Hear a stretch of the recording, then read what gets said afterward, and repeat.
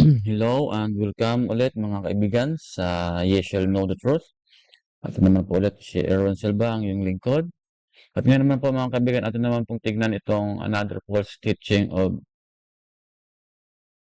Peres Indi. Alam mo mga kaibigan, mayroon ako ng isang video din ito, no? Kung tignan nyo dyan sa ating Facebook page na The False Prophet, no? Saka dyan sa ating YouTube channel, no? Na ganun din, Ye Shall Know the Truth, no? Nandiyon yung mga video natin doon na ating makikita rin dito sa Facebook, no? So, ito po kasi siya yung nagpo-prophesy, no? Alam naman po natin yan. At tingnan nyo lang po yun, yung video natin, no? Kung false ba nga siya o ah, true nga ba yung kanyang mga teaching, no? Pero dito mga kaibigan, no? Sa ating video na ito, ating tignan kung ano yung sinasabi nito, no? Nakalimutan kong i-insert yung video niya ito. Mga kaibigan, atin pong tignan dito, i-add ko muna yung ang video niya. Yung kanyang sinasabi, no, about sa Panginoon, no?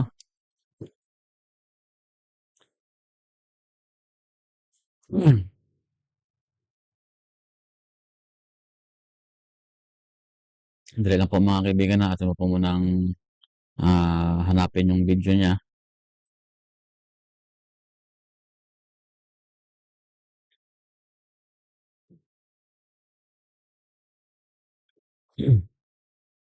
The God we Ito po mga serve, kaibigan, yung He is sinasabi not niya. three in one. He is one. The Bible says the Lord our God is one. He reveals Himself as Father, as Son, as Holy Spirit, but He's not different person. Okay, nakita niyo po yun mga kaibigan, sabi niya. Ang God daw natin is not 3 in 1 parang kape. So siya nga po ito nang sasabi na 3 in 1 eh, no? Nandiyan na sa isa, no? Pero tatlo sila. Yung ibig niya pong sabihin kasi doon, yung God the Father daw was also the God the Son. And yung God the Son and God the Father was also the God of the Holy Spirit. So, hindi po siya naniniwala na yung Panginoon ay meron pong three divine person. Ito pong teaching na to nakakalungkot mga kaibigan, at kung ikaw po ay naniniwala sa ganong teaching, ay mapapimpyerno ka talaga sa taong to. Pero tignan natin mga kaibigan, ano nga ba ang tinuturo ng Biblia? Kasi ginagamit niya yung Biblia, sabi niya yung sa Bible daw, ang our God daw is one. Tama naman yun. So, tignan natin mga kaibigan kung ano ang ibig sabihin ng God is one. Kasi nililiteral na yung one dyan eh. Sinasabing one. Okay, tingnan po natin dito mga kaibigan sa Mark chapter 1, verse 1 to 9 to 11. And it came to pass in those days that Jesus came from Nazareth of Galilee and was baptized of John in Jordan. This is the baptism of Jesus Christ. And straightway coming up out of the water and saw the heavens open and the Spirit like a dove. Yun, separate po. Si Jesus Christ nandun sa River Jordan at yung Spirit nag-form like a dove.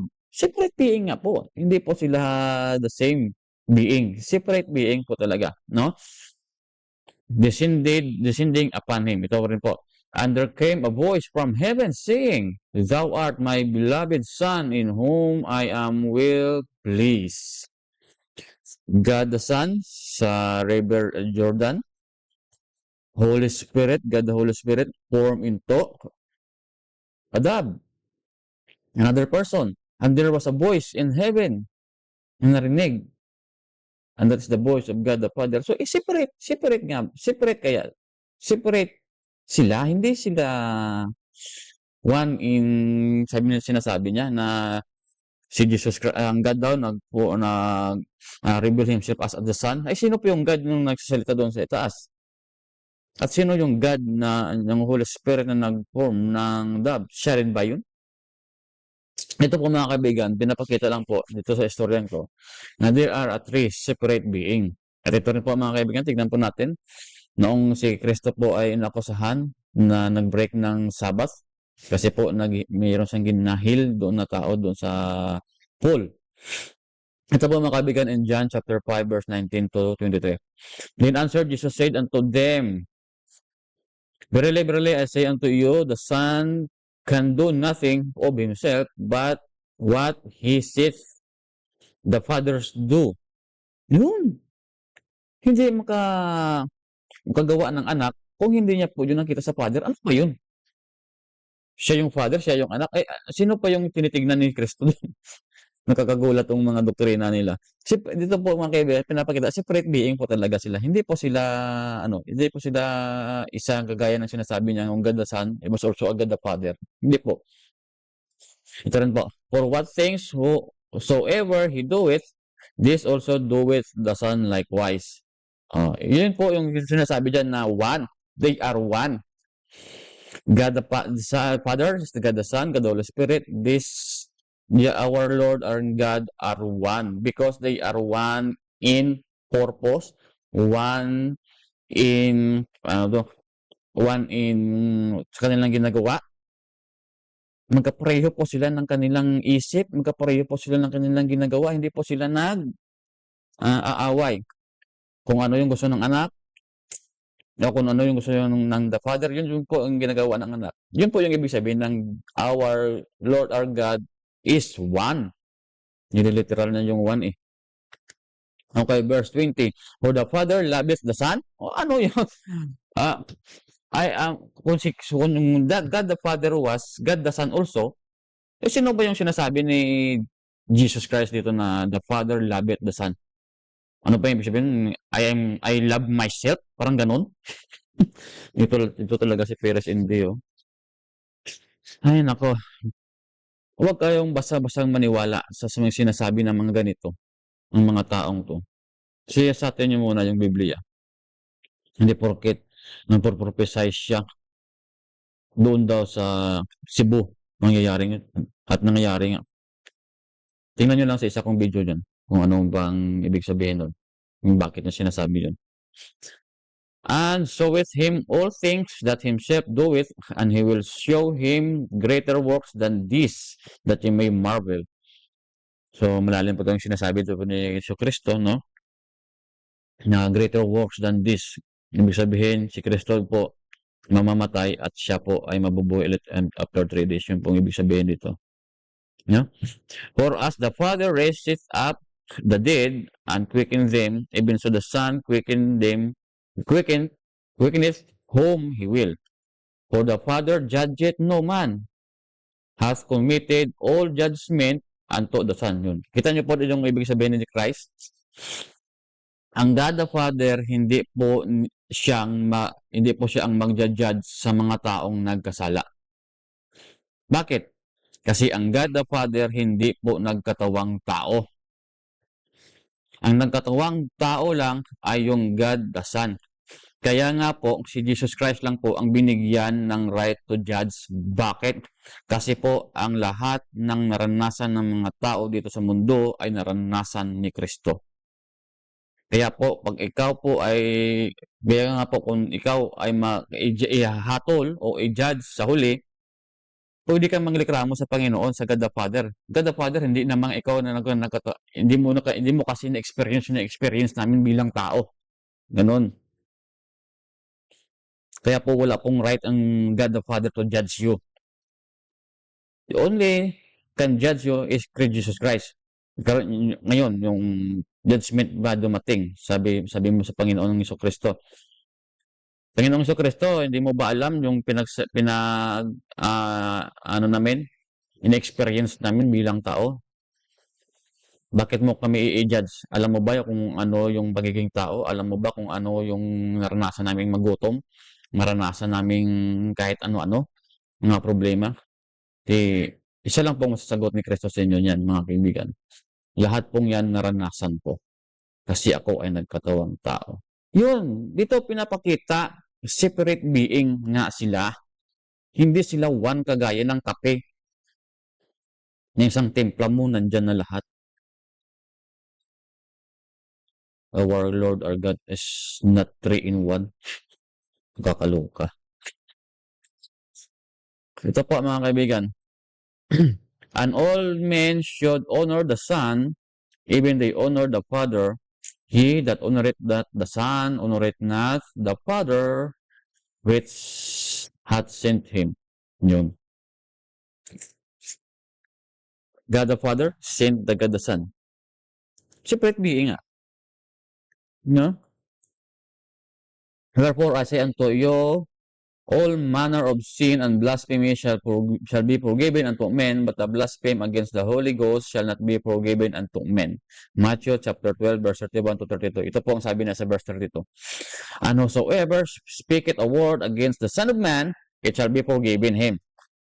But whosoever speaketh against the Holy Ghost, it shall not be forgiven him, neither this world, neither in the world to come.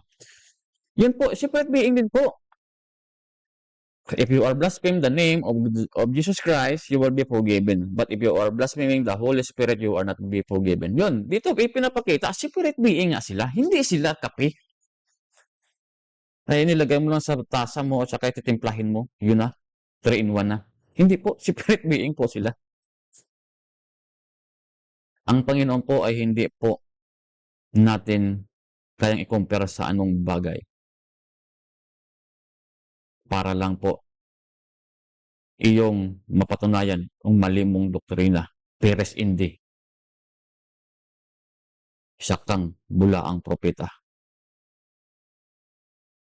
Paano kasi pag nagpo-prophesy siya, hindi Bible yung binabasa. Yung binabasa niya tuwing magpo-prophesy siya, mapa. Ano ba yun? Okay, ito yung sabi niya, the Lord our God is one. In Deuteronomy chapter 4 verse 6. Chapter 6 verse 4. Hear, O Israel, the Lord our God is one Lord. Ano po bang ibig sabihin nun? Kaya po kanina sabi ko, isa lang po sila ng layunin. Wherefore I give you unto understand that no man speaketh by the Spirit of God calleth Jesus accursed, and that no man can say that Jesus is the Lord. Ito.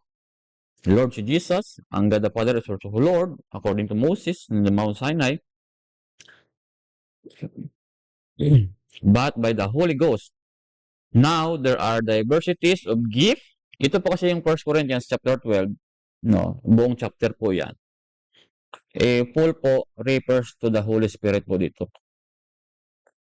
Lahat po ng kabuuan po ng chapter 12 po mga kaibigan is concerning po about the Holy Spirit. At dito po sabi ni Paul, now there are diversities of gift but the same Spirit. And there are different of administrations but the same Lord. Yung Holy Spirit was also alone. And there are diversities of operations but it the same God which worketh all in all. Holy Spirit was a God. Kaya po sinabi po dyan ni Moses in Deuteronomy chapter 6 verse 4, our Lord, our God is one Lord. Because isa lang po sila ng layunin. Ngayon, kung ang doktrina niya is yung God the Father, God the Son, and God the Holy Spirit, isang tao lang. Hindi po siya ano ng Panginoon, hindi po siya apprentice o ano ba to? O prophet ng Panginoon. Siya po ay prophet ni Simon Magus. Bakit? Ito basahin natin. This is came from the Catholic Encyclopedia Simon Magus.